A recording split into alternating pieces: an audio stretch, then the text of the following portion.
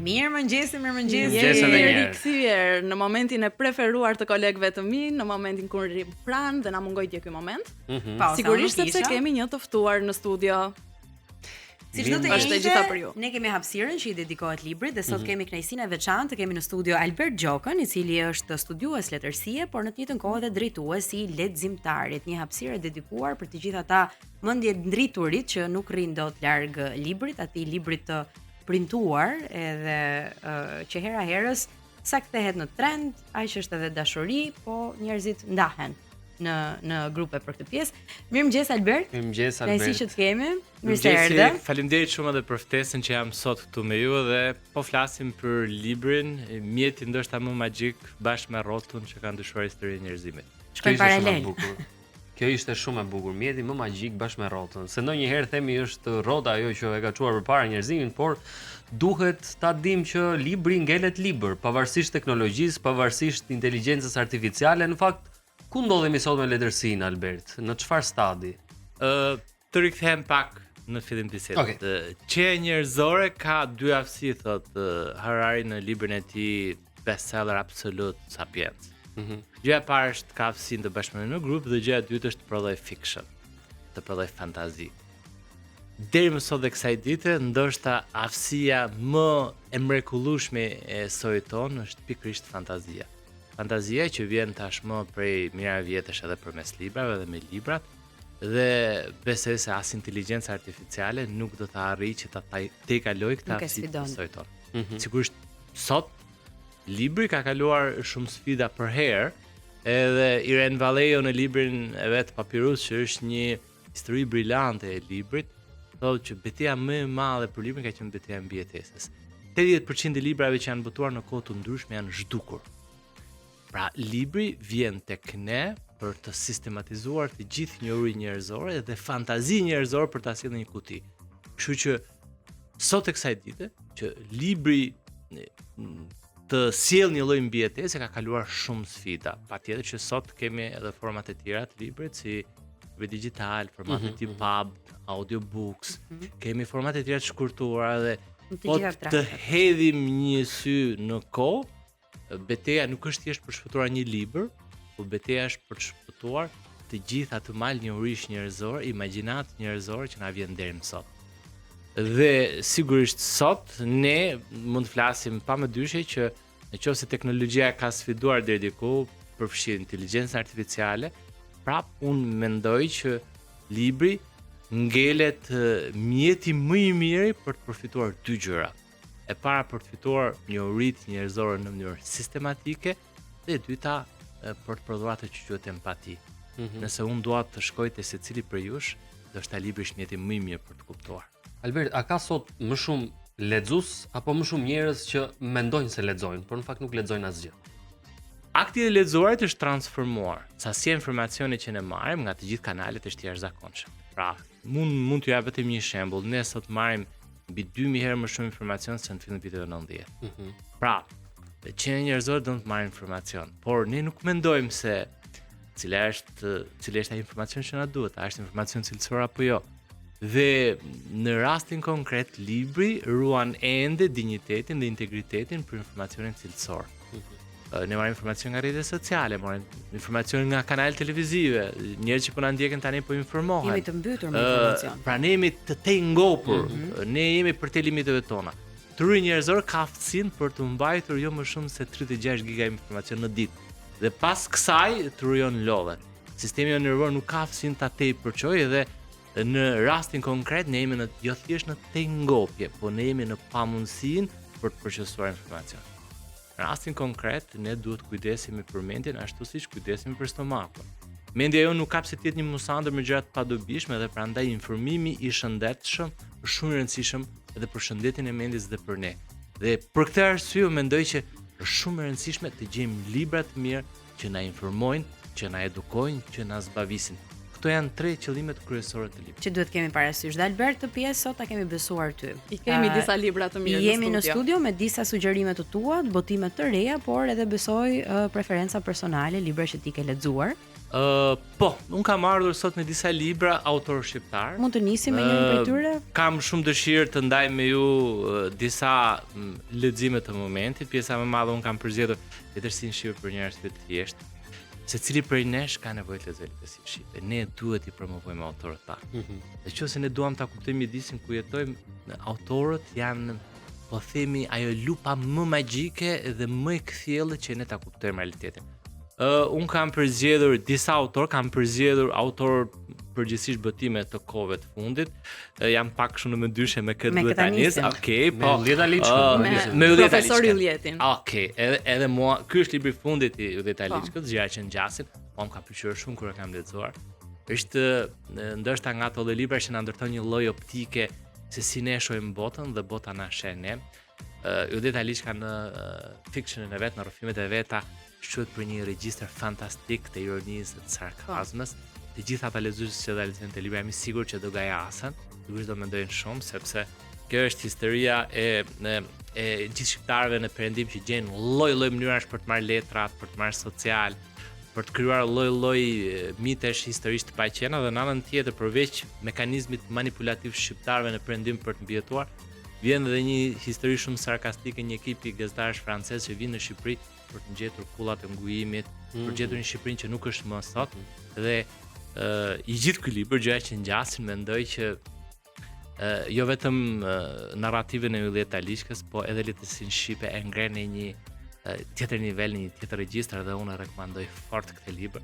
Jam i sigurt që jo vetëm do qeshni, jo vetëm do mendoni, por edhe do kuptoni se sa filtra dhe sa paragjykime të mëdha ka në raportet mes shqiptarëve dhe botës dhe anasjelltas. Kështu që besoj për këtë do të jetë një lexim shumë i këndshëm. Pritshmëritë e mia për atë libër do të jenë më se të sakta, sepse duke njohur edhe profesorin dhe mënyrën se si ai komunikon, ka qenë arsyeja pse kam zgjedhur atë libër dhe mezi pres ta nis, kam pasur përshtypjen që do ishte një libër fantastik. Botusja kur e nxori librin ma dha kështu, më tha si rekomandim dhe unë sapo jam ulur në kafe, nuk e kam lëshuar nga dora deri në fund. Edhe në momentin të nesër nuk është voluminoz si libër, ashtu që është shumë i këndshëm si libër. Gjëra që ngjasin. Po, Gjëra që ngjasin. Shumë titull i bukur. Ulljet Aliçka. Okej. Libri i dytë është edhe ky është një libër që unë e kam rekomanduar gjatë vitit 2025, njëri që shkruante në Varreza, Kliton Nesturit, Kliton Nesturi është gazetar. Kam bërë studimin për letërsi. Unë mendoj që ky është fiks një zhanër mister, pak i lëvruar në letrat shqipe, shumë i lëvruar në botë dhe një zhanër që zhanri mister dhe thriller është një, po themi aktualisht është një nga zhanret më të pëlqyera nga lexuesit në gjithë botën.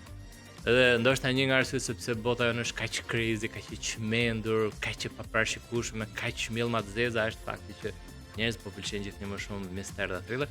Ky është një libër që është ndërtuar mbi gjithë paradokset e mëdha të jetës në periferi. Kush është personazhi kryesor në këtë libër? Personazhi kryesor, këtu ka disa personazhe kryesor, nuk është shumë i fokusuar sepse më intrigon ai titulli, e ka vendosur një personazh pa emër që shkon në një qytet periferike, që shkonte në Varreza dhe shkruante dhe pikërisht me këtë lloj karremi, me këtë lloj ngjarje shkakton trazia të jashtëzakonshme në gjithë qytetin.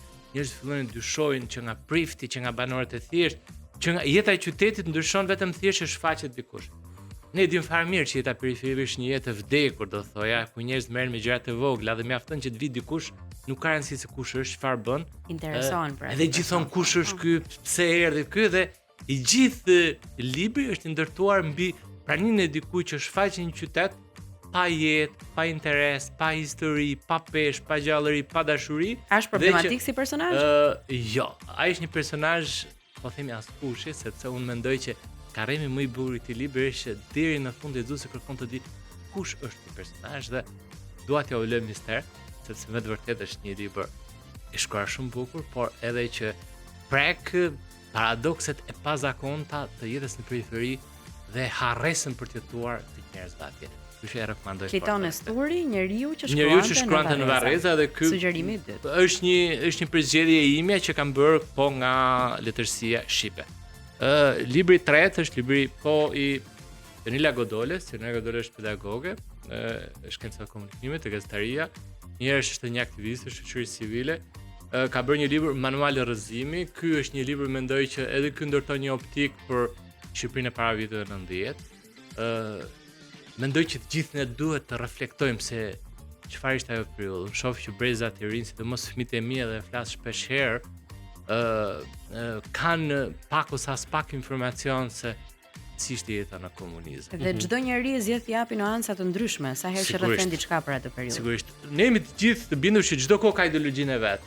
Edhe demokracia ka ideologjinë e vet, edhe komunizmi ka ideologjinë e vet, por ne do duhet me patjetër që të gjejmë mekanizmat për të reflektuar se pse dështoi një sistem i tillë, çfarë ndodhi atëherë në atë kohë.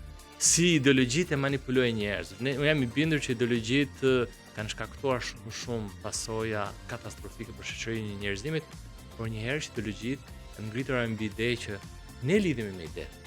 Ne si njerëz komunikojmë me ide. Dhe po të mos ishin ide, besoj se nuk do të kishte një shoqëri njerëzore që të jetojë bashkë, të ndërtojë, nuk do ishte as komuniteti, as shteti kështu më radh. Pra, është një libër me fakte historike apo rrethim personali? Mbi sistemin komunist, mbi sistemin komunist në Shqipëri dhe kjo është një ftesë edhe imja personale, edhe ku më mirë besoj se sa Mionela Godolën, përmes këtij libri ne kemi mundësi të reflektojmë mbi sistemin komunist. Një libër tjetër që kam përzgjedhur sot të ndaj me. Ti vetë si lidhesh me atë sistem, Albert? Me qenë se jemi këtu.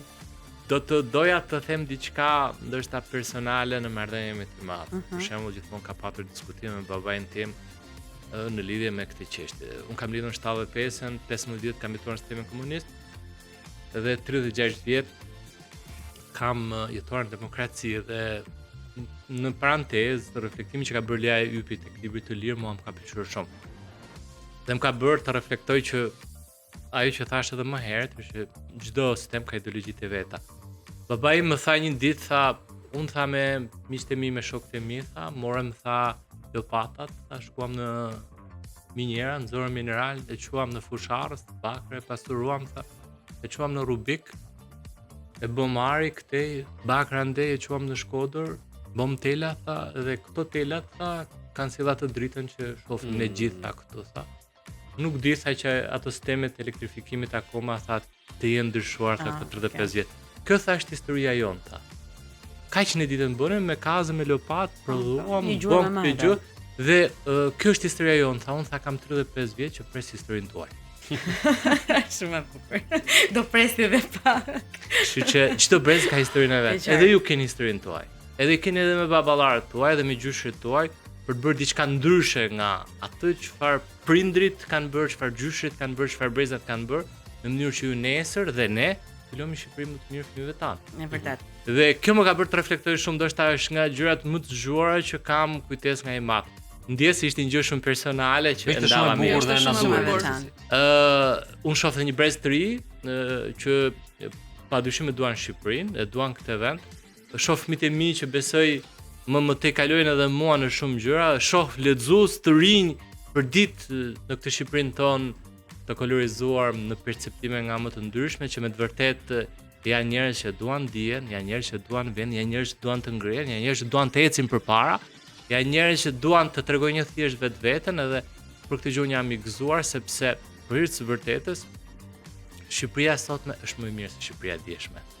Dhe ata që ndërtojnë një mekanizëm nostalgjie regresive e kanë gabim. Shqiptarët e sotëm janë më të mirë se shqiptarët e dieshëm.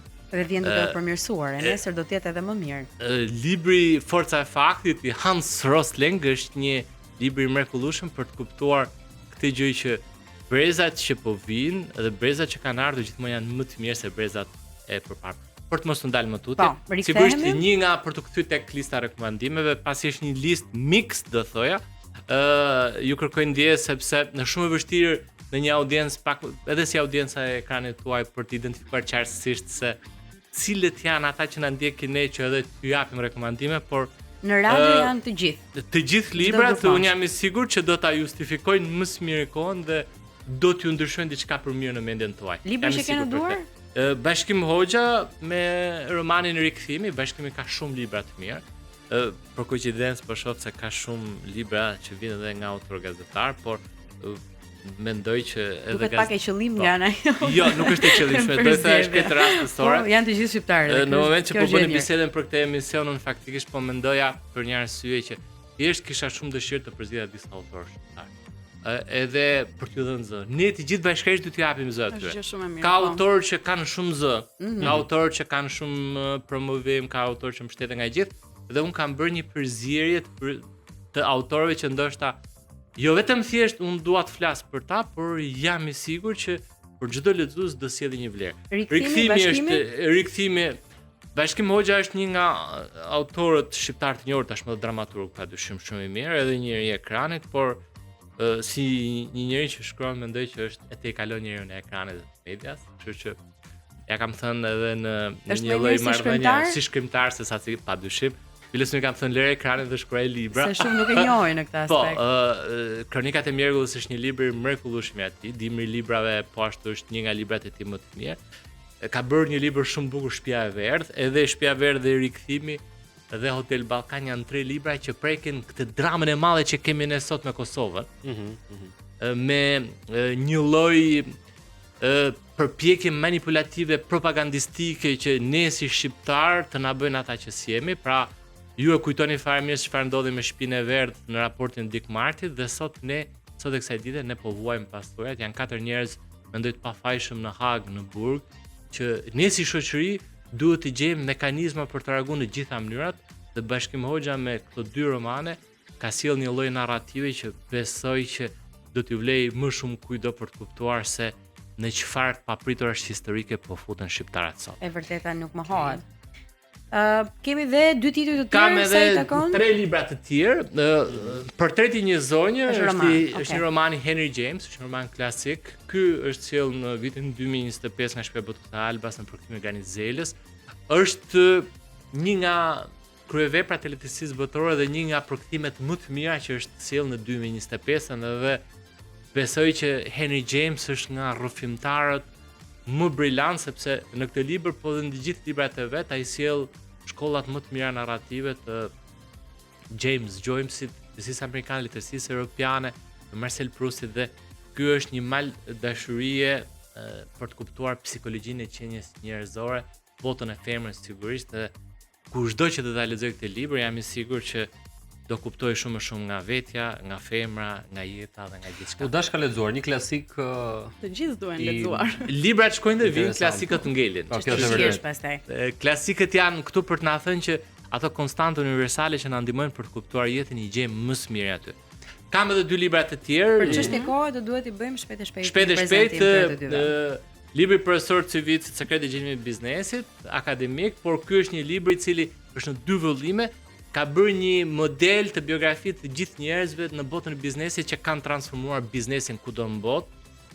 Elon Musk, Steve Jobs, ky është libri i dytë që është marrë përgjithsisht pjesën më të madhe të njerëzve të botës teknologjisë, por nuk është thjesht një model biografie e shkurtër e 48 njerëzve më të fuqishëm botës biznesit, por merret me filozofinë e tyre, me jetën e tyre, me dështimet dhe ngritjet e tyre, dhe për këtë arsye mendoj që çdo kush, por sidomos ata që kanë dëshirë si përmarrin, mund të mësojnë prej tyre. I është futur në themel profesor. Dhe libri i fundit është libri i ri, libri i ri, një autor i ri, Strategjia fletuese, është libri i parë për marketingun digital në Shqipëri bërë nga një autor shqiptar.